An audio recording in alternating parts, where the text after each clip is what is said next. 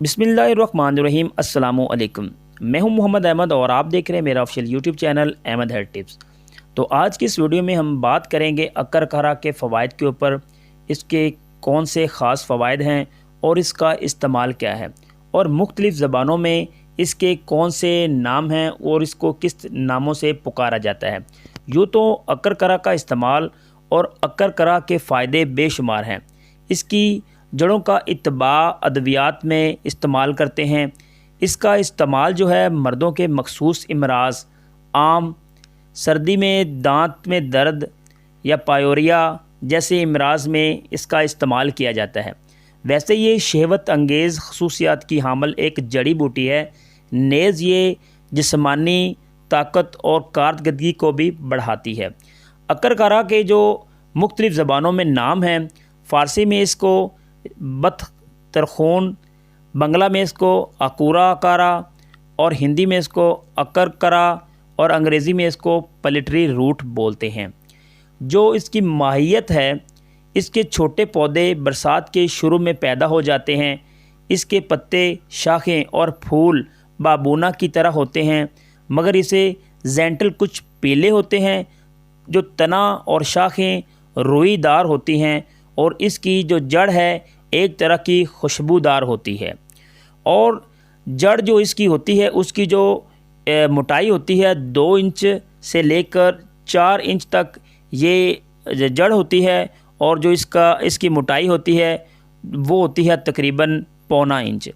ये जड़ बतौर दवा इस्तेमाल होती है, जबकि फूल इसके जो होते हैं वो सफ़ेदी माइल होते हैं।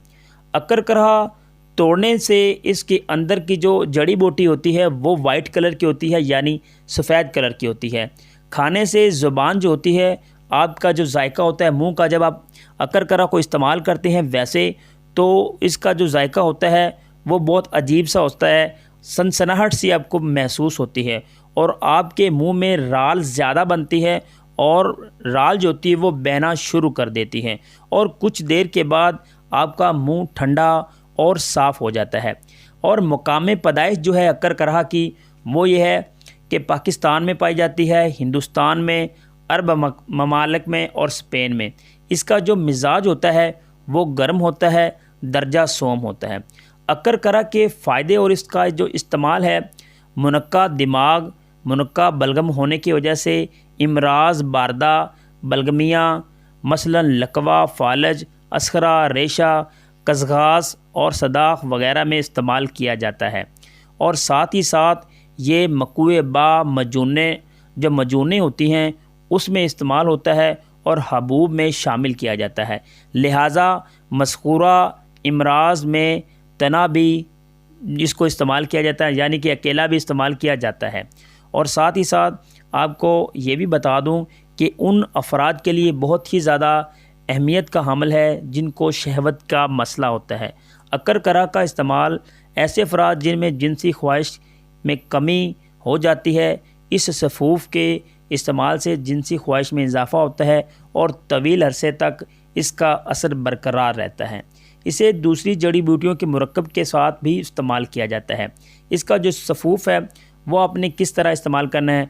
अकरकरा आपने 50 ग्राम लेना है, असगंध नागौरी आपने 100 ग्राम लेनी है, फलफल दराज आपने 10 ग्राम लेना है, ज़ाफ़रान 10 ग्राम, लौंग 10 ग्राम, दारचीनी 10 ग्राम, जावित्री 10 ग्राम और जायफल 2 ग्राम।